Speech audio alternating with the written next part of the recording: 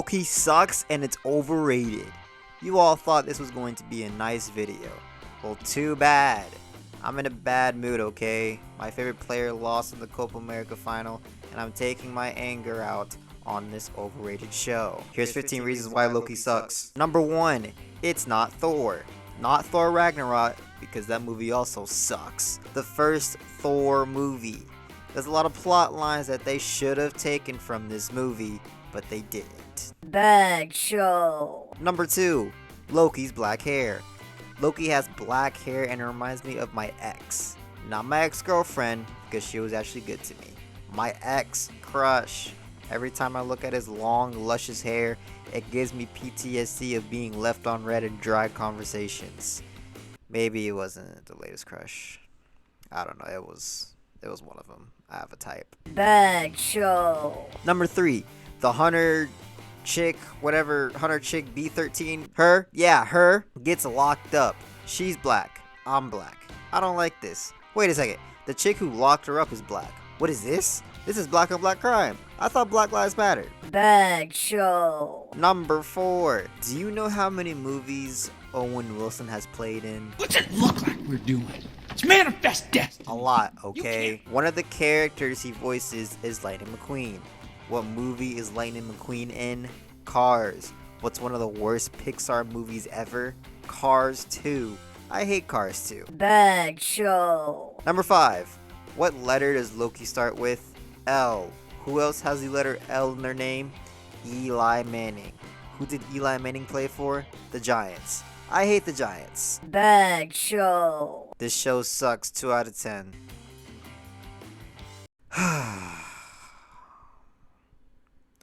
Alright, let's just do the normal review now.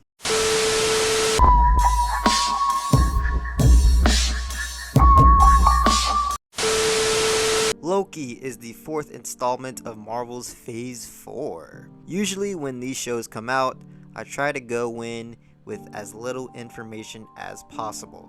I avoid the trailers, I avoid the fan theories, and pretty much everything else.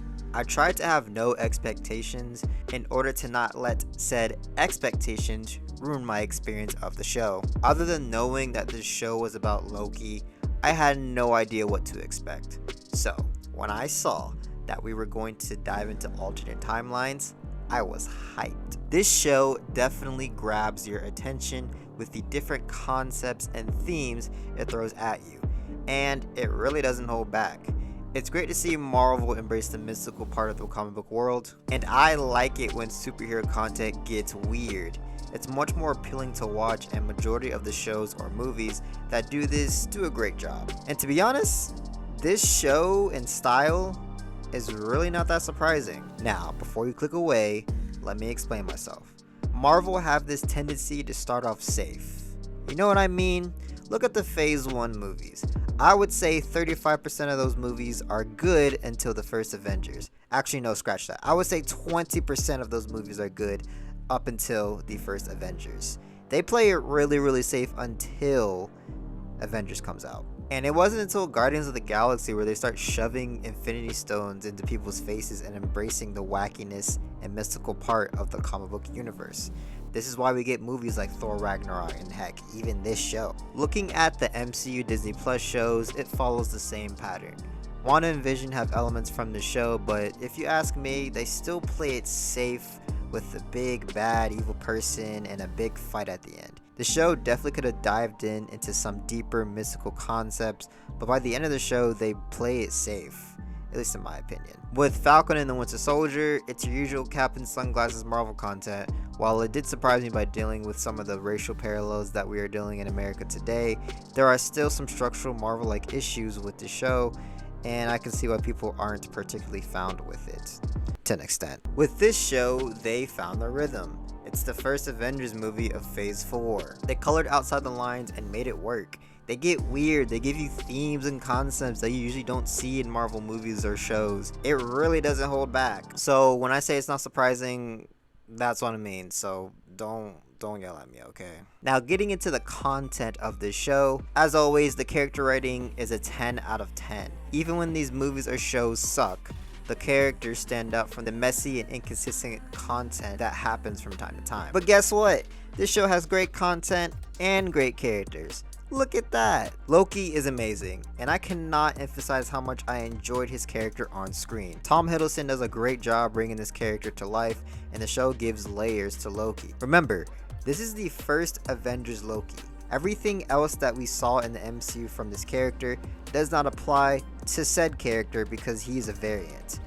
Or does it? I don't know. I really can't keep up with stuff, guys. So to see this Loki watch his own death in the first episode is genius because he has a reason to change. Seeing his own death puts his life in perspective and he decides to make a change. It's like hitting the reset button. Now, he wasn't perfect. It took time, but by the end of the show, he's a changed man. And having side characters such as Mobius and Sylvia brings that out of Loki. Mobius doesn't just push Loki to know himself more, but he invites the audience to find out more about his character. And to have the first two episodes, or the first episode, I can't remember which one, basically a character study of Loki is amazing. It's creative writing and invites you into this journey. Mobius breaks a stereotypical lame MCU character. He's interesting from start to finish, and to see him devote his life to the TVA to questioning his whole reality gives his character so much depth. He's not the useless side character once this happens, he's a natural character that you're invested in. Owen Wilson does a tremendous job bringing this character to life, and he did a lot better than I thought. The dynamic between Mobius and Loki is fun as well. Mobius truly sees something in Loki to the point where he stops his trial and gives him another chance to redeem himself. Seeing the relationship between these two characters brings the best out of both people. They push each other to be better people and give more characterizations towards Loki and to each other. To see these two characters just sit and talk invested me more than it should have. Having these conversations extends both characters to challenge one another because they come from different worlds with different viewpoints, which leads to conversations about free will and predetermined destiny and all this mumbo jumbo deep theological stuff that you feel like you're, out of it or whatever. This is a theme done well because it isn't just thrown out there. It ties into the characters and the world built around them. And you're really invested in both sides of the argument because two characters that we enjoy are having this conversation. This is something I appreciate because I cannot stand it when shows mindlessly have deeper and mature themes, but it doesn't tie into the main plot or even relate to the characters. And if it does tie into the main plot, it's not executed or built up properly, which leads to messy writing. The relationship between Sylvia and Loki is great to see, and a bit spicy. I seriously did not mind seeing these two slowly fall in love, and the romance was built naturally. It wasn't these two are in love and you have to accept it, accept these two are in love. I honestly thought it was subtle and they acted like a normal couple. They argued and fought, but still had a soft side for one another. And that's how some people act towards their crush. It made it more realistic. And when the time came, Sylvia ended up betraying Loki, which is sad, but I'm perfectly fine with this. The show is about Loki and his intentions to change who he is as a character. Sylvia's character has been driven by getting revenge on the TVA or whoever put her in this position. Even though she had her moments of falling in love with Loki, it's fine with her character to commit something like this because the show doesn't really show us a redemption arc for her. And if you want to say that Loki falling in love with her was a way of showing the goodness inside of Sylvia, then fine, but it was teasing us that these two were in love and didn't fully embrace the relationship until the very end. So even if you say that, then it's really not accurate because they weren't a couple until the very end. Heck, I don't even know if they're a couple. I mean, they gave a kiss, so I don't know.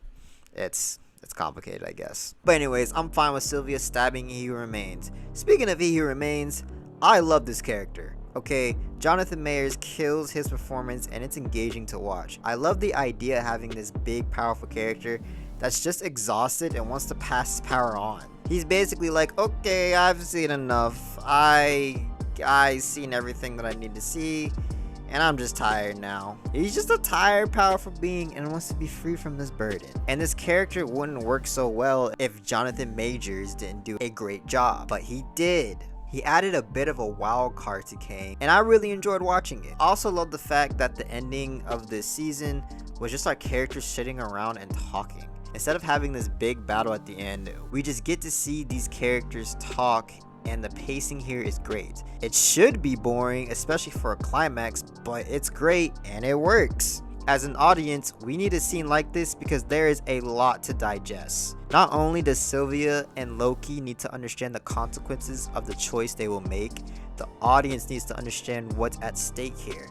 And if we have a giant battle at the end with big CGI and all these explosions, it would make things confusing considering the multiverse is at stake. The show is basically sitting us down and explaining us the major shift that is about to take in the MCU, and it's extremely smart to frame this, and they executed this in a very good way. This show has thrown theological concepts, time warping, and different timelines, so I'm perfectly okay with the finale being a slow-paced conversation. The ending of this show leads to the most anticipated event of the MCU, the multiverse.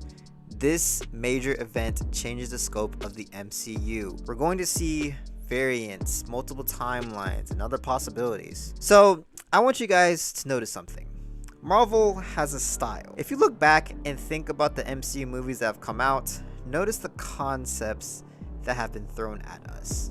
Can't figure it out? Okay, let me help you. Marvel either have movies that are hat and spy, or what it feels like to be in a fever dream. Now, this is just my guess, and this is something that I have noticed, so you can take this with a grain of salt. I suspect with the introduction to the multiverse, we'll be getting more fever dream type movies, which is a good thing.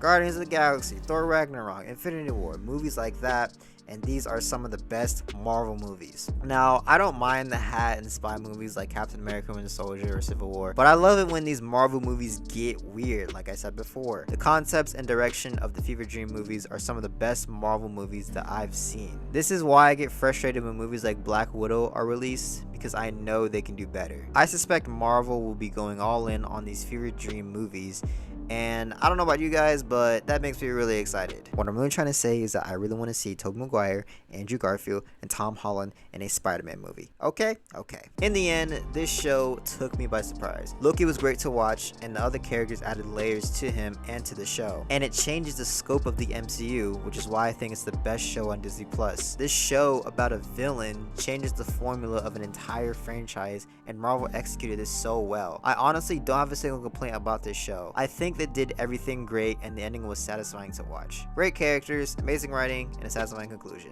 10 out of 10.